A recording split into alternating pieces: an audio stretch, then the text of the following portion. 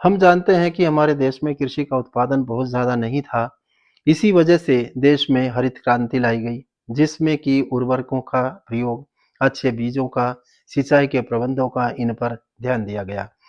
और इसमें दो राय नहीं है कि खाद और उर्वरकों का इस्तेमाल करते हुए हमारे देश में कृषि का उत्पादन बहुत काफ़ी बढ़ा है।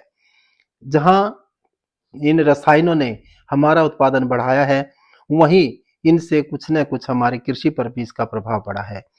जहाँ इन रसायनों ने कृषि का उत्पादन बढ़ाया है, वहाँ पर अगर स्वास्थ्य पर इनके प्रभाव को देखें, तो इसका दुष्प्रभाव भी हमारे शरीर पर देखने को मिल रहा है। आज हम देख रहे हैं कि जब हम किसी भी फसल के अंदर खाद के अलावा उर्वरकों का उपयोग करते हैं, तो वे ज़मीन के अंदर चले जाते हैं और उन रसायनों का कुछ न कुछ भाग हमारी फसलों के उत्पादों में भी पहुँचता है।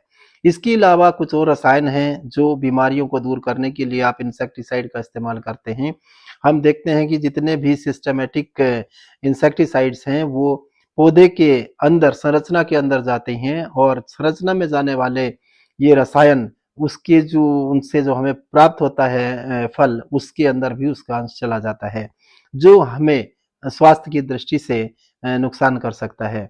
हम देखते हैं कि इससे पर्यावरण में भी काफ़ी बदलाव देखने को मिल रहा है। यूरिया खाद जब आप इस्तेमाल करते हैं, तो नाइट्रिफिकेशन होने के बाद में जब पौधे उसका इस्तेमाल करते हैं, तो गैस वाष्पीकृत होती है और वो वातावरण में फैलती है। जब आप ज़रूरत से ज़्यादा उर्वरक अपने खेतों में देते हैं, उस समय आपका एक तो पैसे का खर्चा ज़्यादा होता है, दूसरे वातावरण पर भी उसका दुष्प्रभाव पड़ता है। इसलिए सलाह दी जाती है कि आप जैविक खादों का इस्तेमाल करें, क्योंकि जैविक खादों के अंदर सूक्ष्म पोषक तत्वों की मात्रा भी बहुत ज़्यादा होती है और ये अपेक्षाकृत सस्ते भी होते हैं। इनके कोई भी दुष्प्रभाव आपको देखने को नहीं मिलते।